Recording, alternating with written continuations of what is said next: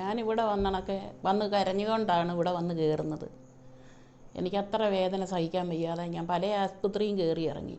പന്തളത്ത് medical മിഷനിലെ, Vandanam medical കോളേജിലെ, അത് കഴിഞ്ഞ് കമ്പലടി എന്നും പറഞ്ഞൊരു ആസ്പത്രിയിലെ. പിന്നെ കൊറോണ ആയതുകൊണ്ട് പിന്നെ അവിടെ പോയില്ല. പിന്നെ ഇങ്ങനെ ഒരു ആശുപത്രി ഉണ്ടെന്ന് ഇപ്പോഴാണ് ഞങ്ങൾ പറഞ്ഞ് എല്ലാം അറിഞ്ഞത്. അങ്ങനെ ഇവിടെ വന്ന് താങ്ങി ഒരാൾ ഒരു വശത്ത് നിന്ന് താങ്ങി ഒരു കയ്യിൽ വടിയും കുത്തിയാണ് ഞാൻ ഈ കരഞ്ഞുകൊണ്ടാണ് ഈ പടി കയറിയത്. ഇപ്പം എനിക്ക് സന്തോഷമാണ്. ഇവിടെ വന്ന് ഇന്ന് വരെ ഡോക്ടറിൽ നിന്നും നല്ല അഭിപ്രായം, അതുപോലെ തന്നെ മെഡിറ്റേഷൻ ചെയ്തും റിലാക്സ് ചെയ്തും എല്ലാം മനുഷ്യനെ സന്തോഷിപ്പിക്കുന്നതായിട്ടുള്ള കാര്യങ്ങളാണ് ഇവിടെ വന്ന് കിട്ടിയിട്ടുള്ളത്. നമ്മളെന്തോ ദുഃഖം ഉള്ളിൽ ചുമന്നുകൊണ്ട് ഇതിനകത്ത് കയറിയിട്ടുണ്ടെങ്കിലും ആ ദുഃഖമെല്ലാം ഒഴിച്ച് സമാധാനമായിട്ടാണ് ഇതിൽ നിന്ന് ഇറങ്ങുന്നത്. അത്ര നല്ല ശാന്തിയും അതുപോലെ തന്നെ നല്ല പരിഗണനയും എല്ലാവരിൽ നിന്നും നമുക്ക് കിട്ടുന്നുണ്ട്. അതുകൊണ്ട് ഇനിയും ആൾക്കാർ ഇവിടെ വന്ന് ചികിത്സ ചെയ്യണമെന്ന് തന്നെയാണ് എൻ്റെ അഭിപ്രായം. ഇനി എനിക്ക് എന്തുവേലും ഒരു കുഴപ്പം വന്നാലും ഞാനിനി ഇവിടെ തന്നെയാണ് വരുന്നത്.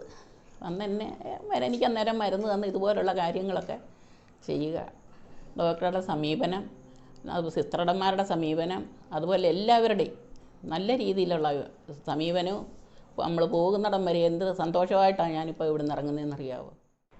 ഈ കേസ് ഡിസ്ക് പ്രൊലാപ്സ് എന്നതിലുപരിയായി ഒരു ഡിസ്ക് എക്സ്ട്രൂഷൻ എന്നൊക്കെ പറയാവുന്ന ഒരു അവസ്ഥയിലുള്ള ഒരു കേസായിരുന്നു.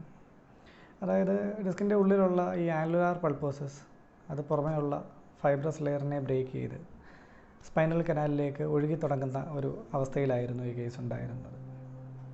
അപ്പോൾ ഈ അവസ്ഥയിൽ നല്ല പെയിൻ ഉണ്ടായിരുന്നു. രണ്ട് കാലിലേക്ക് നല്ല പെയിനും, നടുവിന് നല്ല പെയിനും, കാലിന് നല്ല വീക്ക്നെസ്സും, നടക്കാൻ ബുദ്ധിമുട്ടും ഒക്കെയുള്ള ഒരവസ്ഥയിൽ പിടിച്ച് നടന്നാണ് അമ്മയോട് വരുന്നത്.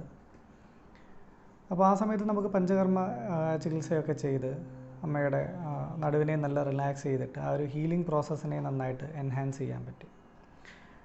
അപ്പോൾ അവിടുത്തെ ഒരു ഹീലിംഗ് വളരെ ഫാസ്റ്റായിട്ട് നടന്നു. അതിനോടൊപ്പം തന്നെ നെർവിൻ്റെ മുകളിലുള്ള ഒരു കംപ്രഷൻ കുറയ്ക്കാനും നമുക്ക് സാധിച്ചു.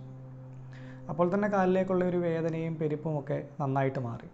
അപ്പോൾ ആ ഒരു അവസ്ഥയിൽ നമ്മൾ ചെറിയ രീതിയിൽ യോഗ സ്റ്റാർട്ട് ചെയ്യുകയും നടുവിനെയും കാലിനെയും ഒക്കെ സ്ട്രെങ്തൻ ചെയ്യുകയും ചെയ്തു. അങ്ങനെ ഏതാണ്ട് ഒരു 2 ആഴ്ച കൊണ്ടിട്ട് ഏതാണ്ട് അത്യാവശ്യം അടിസ്ഥാന ആസനങ്ങൾ കുറേ ചെയ്യാൻ കഴിയുന്ന ഒരവസ്ഥയിൽ നടുവിനെ ബലപ്പെടുത്താൻ സാധിച്ചു. പിന്നെ ഏതൊരു നടുവിന് വേദന കേസിലും എന്നതുപോലെ ഇതിലും ഒരു സ്ട്രെസ് ഫാക്ടർ ഉണ്ടായിരുന്നു.